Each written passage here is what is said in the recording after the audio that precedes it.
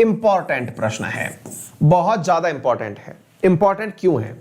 Important इसलिए है साथियों क्योंकि हमें कहीं ना कहीं कुछ सुगबुगाहट लग रही है। क्या सुगबुगाहट लग रही है? भाई भूटान जो है वो चीन से बातचीत कर रहा है। बोले इसमें गलती क्या है? क्या नहीं करना चाहिए क्या? यही तो सवाल है। नहीं करना चाहिए क्या, करना चाहिए क्या, आज के सेशन में आप सीखने वाले हैं। क्योंकि भूटान और चीन के बीच में हाल ही में एक MOU मेमोरेंडम ऑफ अंडरस्टैंडिंग पर समझौते पर हस्ताक्षर हुए हैं, जिसमें यह कहा गया है कि भूटान चीन के साथ मिलकर के सीमा विवादों को सुलझा लेगा 3 स्तरीय यानी 3 स्तरीय वार्ताओं के माध्यम से, या 3 स्तरीय प्रोसेसेस हैं या 3 लेवल प्रोसेस हैं जिनके माध्यम से भूटान चीन के साथ अपने सीमा विवाद सुलझा लेगा, ऐसा भूटान का कहना है। अब आप पूछेंगे इसमें परेशानी आपको क्या है? अच्छी बात है बेचारे की परेशानियां सुलझेंगी, बहुत बड़ी परेशानी है सर जी, आपको यही तो बताना है। चलिए आप सुनिए। असल में इस बात को हम इसलिए आपके साथ शेयर करना चाह रहे हैं क्योंकि असल में जो ये 3 चरण का रोड मैप है, ये भूटान ने हमें नहीं बताया कि वो कौन सा चरण है जिसके थ्रू बातचीत करने वाला है। मतलब क्या चाहते हैं आप? आपको बताए कि वो हर चीज के बारे में कि वो आप क्या कर रहे हो? ये तो बड़ा सवाल है यार। मतलब आप क्या चाहते हैं कि भूटान कुछ भी करे तो वो आपको बताए क्या कि मैं क्या करने जा रहा हूं? यस, बताना तो चाहिए। बोले क्यों?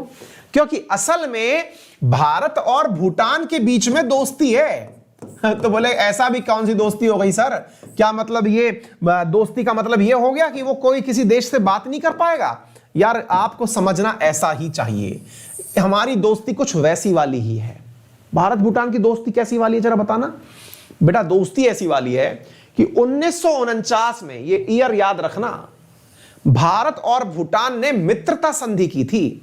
भारत और भूटान के बीच में एक फ्रेंडशिप, मित्रता ट्रीटी हुई थी। अब हमारे साथ मुसीबत क्या हो गई है, हम इस पेन को यूज करते हैं तो ये बहुत ज्यादा मोटा चल रहा है, और हम पतला वाला पेन यूज करते हैं तो भैया ये जो है इतना हल्का चल रहा है कि दिखाई नहीं देगा।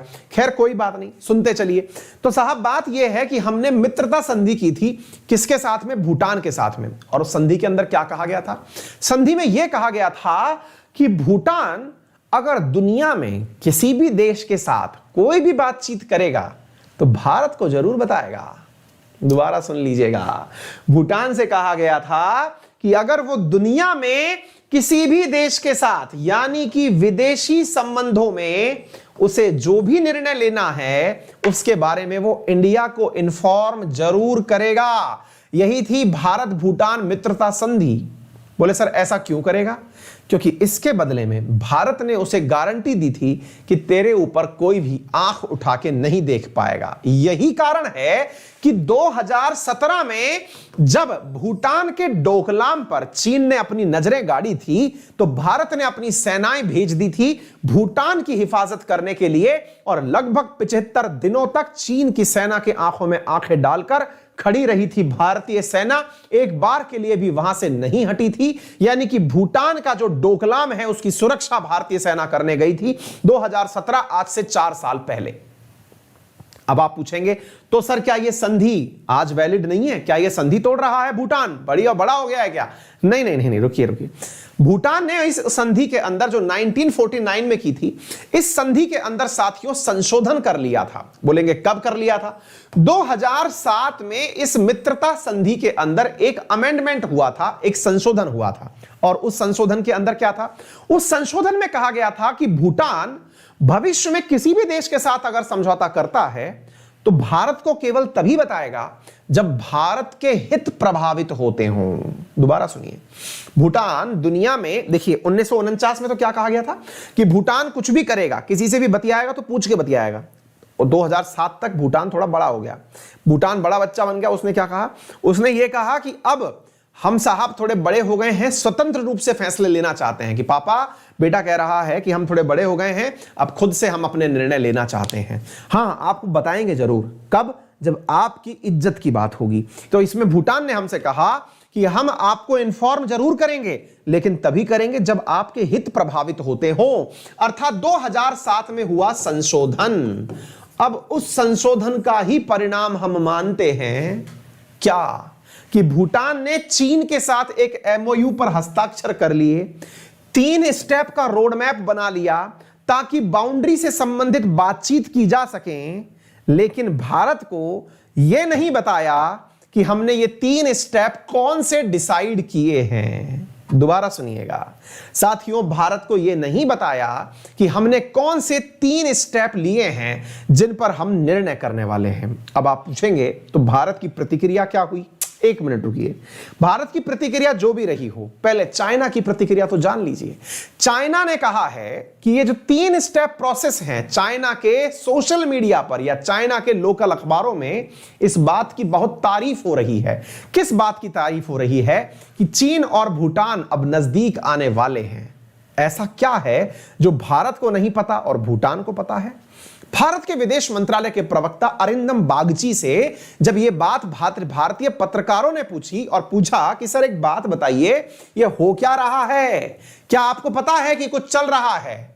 अब भाई चाइना की मीडिया इतनी खुश क्यों हो रही है कि मजा आ गया, डील के अंदर सुन करके आनंद आ गया, बधाई हो। जब अरिंदम बागची है, भारत ने इस बारे में कोई कमेंट्री क्यों नहीं की? तो अरिंदम बागची ने अपने द्वारा यहां पर जो पॉइंट मेंशन किया वो ये है, उनका जो कहना है, अब आप जरा उस कथन को भी सुन लीजिए। उनका कहना है कि भूटान और चीन लगातार 1984 से बातचीत करते आ रहे हैं। दोबारा से सुन लीजिएगा, भूटान और चीन जो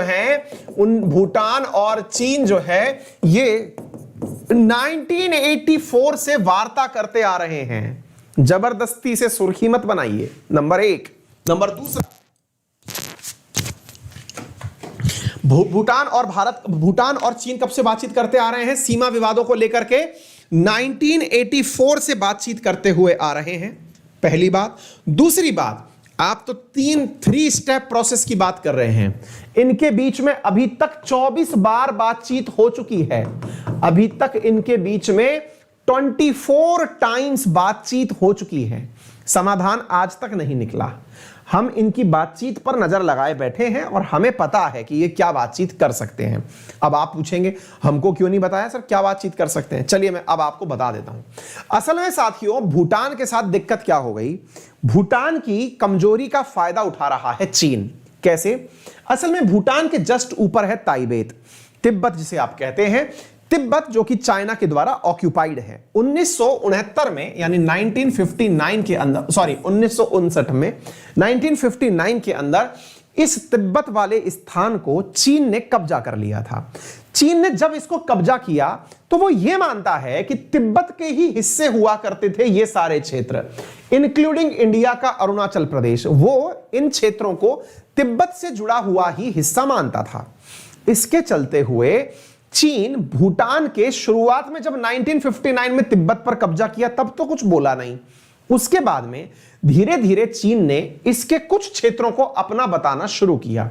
उन कुछ क्षेत्रों को जब अपना बताना शुरू किया तो अब आप ऐसे देखिए कि इसने अपना बताते बताते इस पूरे कॉर्नर को अपना बता दिया। कॉर्नर को अपना बता दिया से मतलब हुआ कि जो तिब्बत का हिस्सा है वो उसका हिस्सा है, तिब्बत चीन के कब्जे में है तो तिब्बत का जो भी हिस्सा है वो उसका है। ऐसी स्थिति में इसने डोकलाम प्लेट्यू को अपना बता दिया। किसने बता दिया? चीन ने बता दिया। दूसरी बड़ी बात, डोकलाम के अलावा जाकरलंग नाम से एक स्थान है भूटान और चीन के बॉर्डर पर, उसे इसने अपना बता दिया।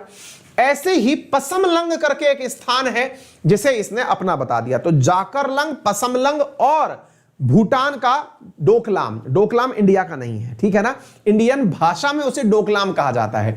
वैसे भूटान वाले इसे डोकला कहते हैं और उसे चाइना वाले डोकलंक कहते हैं। तो यहां पर ये जो डोकलाम है, इस डोकलाम को चाइना ने अपना मानते हुए 2017 में यहां पर सड़क बनाने के लिए भी अपनी सेना भेज दी थी। वो तो भारत ने जाकर के इस डोकलाम पर अपनी सेना भेज करके उन्हें वापस लौटाया। अब हमारे मन में एक प्रश्न आता है, प्रश्न यह है डोकलाम का इंपॉर्टेंस क्या है? तो इधर थोड़ा सा समझ लीजिए। देखिए, पहले तो मैं आपको यह बता देता हूं, आपको लगता है कि हमारे यहां से ये जो सिलीगुड़ी कॉरिडोर है, सिलीगुड़ी कॉरिडोर क्या है? पूर्वोत्तर भारत से नॉर्थ ईस्ट को, सॉरी मुख्य भारत से पूर्वोत्तर भारत को जोड़ने के लिए पश्चिम बंगाल का एक हिस्सा है जो कि बहुत संकीर्ण है। संकीर्ण है यानी कि कुछ ही किलोमीटर चौड़ा हिस्सा है।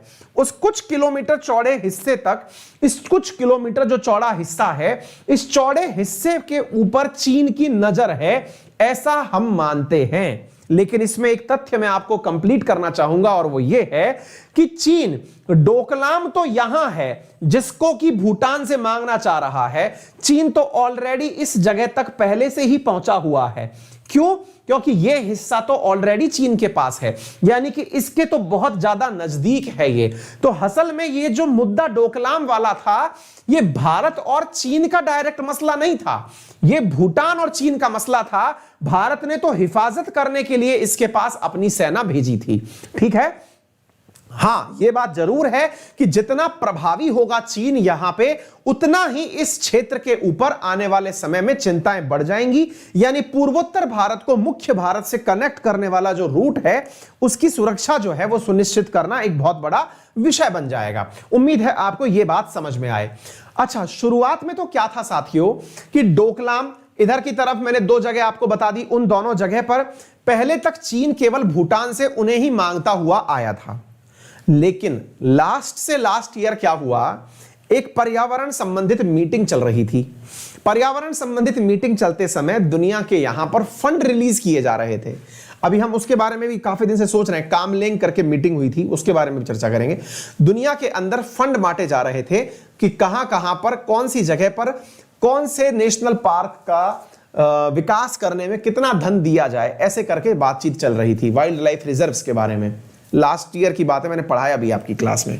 तब अचानक चीन बोल उठा, जब भूटान के साक्तेंग वाइल्ड लाइफ सेंचुरी के लिए वर्ल्ड की एजेंसीज ने फंड डिसाइड किया, तो अचानक चीन बोल पड़ा कि साक्तेंग तो हमारा है, साक्तेंग तो हमारा है, आप भूटान में पैसा क्यों दे रहे हैं? भूटान में पैसा क्यों दे रहे हैं? अब भूटान के बेचारे विदेश मंत्री को यही नहीं पता था कि क्या चक्कर चल रहा है। भारत ने उस समय ऑन द स्पॉट ऑब्जेक्ट करते हुए यह कहा कि साक्तेंग भूटान का हिस्सा है, चीन उसे अपना कैसे बता सकता है। मुद्दे को समझने का प्रयास करिए। चीन धीरे धीरे भूटान के बहुत से हिस्से को क्लेम करता जा रहा है। अगर यह क्लेम करता चला गया तो भूटान और चीन के बीच की जो सीमा रेखा है, यह है 407 किलोमीटर लंबी। दोबारा सुनिएगा, चीन और भूटान के बीच की जो सीमा रेखा है, यह 407 किलोमीटर लंबी है, और भारत और भूटान की जो सीमा रेखा है, यह लगभग 650 किलोमीटर लंबी है। अब इस सीमा क्षेत्र के ऊपर अगर भूटान पर चीन अपना अधिकार बताने लगा, तो आने वाले समय में भूटान को बहुत सी दिक्कतें हो सकती हैं। भारत और चीन लगभग 3500 किलोमीटर की सीमा रेखा शेयर करते हैं, जिनमें अधिकांश क्षेत्र विवादित के रूप में कंसीडर किए जाते हैं। भूटान जो है वो चीन के साथ क्यों समझौते करना चाह रहा है, उसके पीछे वजह यह है कि वो चाहता है कि एक बार कोई स्पष्ट सीमा रेखा ड्रॉ हो जाए, ऐसा भूटान चाहता है। अब आप पूछेंगे इसके मायने क्या हो सकते हैं? अगर भूटान भारत के समर्थन के बिना ही कोई बातचीत करने निकल गया तो हो क्या सकता है? अब मैं आपको बताता हूं हो क्या सकता है। संभव है कि भूटान अपनी सीमा रेखा तो बचा ले जाए, लेकिन उस त्रिस्तरीय वार्ता में वो भूटान के अंदर कोई स्ट्रेटेजिक लोकेशन चीन को गिफ्ट कर दे। यानी यह कहते हुए कि आप यहां पर अपना एयर स्टेशन बना सकते हैं या फिर अपना सैन्य अड्डा बना सकते हैं। अगर विचार करें तो यह सारी की सारी जो जगह है भूटान के साथ में काफी ज्यादा सेंसिटिव है। अगर चीन इसे ये वाले बॉर्डर को इसी का मानते हुए कि ये पकड़िए ये आपका हुआ, अब हमें अंदर कहीं पर भी इन्वेस्टमेंट के नाम पर यह जगह पकड़ा दीजिए, या कुछ ऐसी वार्ता अगर होती है तो वो भारत के लिए काफी ज्यादा चिंता का विषय बन जाएगी। फिलहाल के लिए जो भी वार्ताएं होंगी, ऐसा नहीं है कि भारत इन बातों को बिना प्रभावित किए ही उन्हें जाने देगा, लेकिन हां एक बड़ा विषय है कि भारत के बिना नॉलेज में डाले चीन के साथ में बातचीत करने के लिए भूटान ने एक समझौता कर लिया। हालांकि भारत से पहले भी, मतलब चीन के साथ में भूटान की 2 बार बड़ी वार्ताएं हुई हैं, एक 1988 में, एक 1998 में। 1988 में जब इनके बीच की वार्ता हुई थी, उसके पीछे भी इनका जो टॉक्स थी वो टॉक्स काफी ज्यादा महत्वपूर्ण थी। उन्हीं को ध्यान में रखते हुए 1998 में वार्ता हुई, और 1998 में हुई वार्ताओं के आधार पर ही आज तक चीन और भूटान अपनी सीमा रेखाओं के ऊपर स्टेटस को मेंटेन करके रखे हुए हैं। एनीवे जो भी भविष्य में होगा उसके द्वारा आपको अपडेट करा दिया जाएगा। यदि आपको ये बात समझ में आई हो, वीडियो पसंद आ रहा हो तो वीडियो को लाइक कर दें, अपने सभी साथियों से इसे शेयर कर दीजिए, चैनल पर नए हैं तो सब्सक्राइब कर लीजिए। रेफरल कोड है अंकित 10 जिसका उपयोग करके आप यूपीएससी में आज ही अपना सब्सक्रिप्शन बुक कर लीजिए। किसी भी प्रकार की दिक्कत अगर है तो आप मुझे टेलीग्राम पर इस नाम से सर्च कर लीजिए, मैं आपको मिल जाऊंगा और वहां पर आप मुझसे कनेक्ट हो सकते हैं, क्योंकि अनअकैडमी के सब्सक्रिप्शंस को आप गूगल प्ले स्टोर से अनअकैडमी लर्निंग ऐप इंस्टॉल करके अपने मोबाइल में डाउनलोड कर सकते हैं।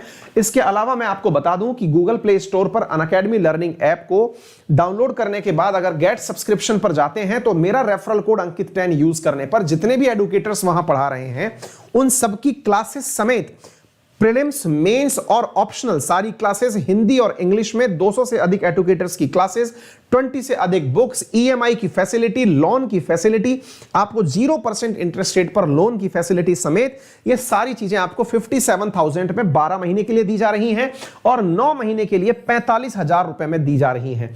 आपको जो भी बेस्ट ऑफर सूटेबल लगे आप उस ऑफर को यूज कर सकते हैं। ऑफर सीमित समय के लिए है। आपको ये वाला जो ऑफर है 57,000 के अंदर 12 महीने का, ये 20 अक्टूबर तक के लिए वैलिड है और ये 31 अक्टूबर तक के लिए वैलिड है। यदि आप एक साल का सब्सक्रिप्शन चाहते हैं तो 57,000 के अंदर prelims plus mains plus optional को टारगेट करते हुए आप इस कोर्स को परचेज कर सकते हैं यूजिंग माय रेफरल कोड अंकित 10। किसी भी प्रकार की दिक्कत के लिए आप हमें हमारे टेलीग्राम पर फॉलो कर सकते हैं।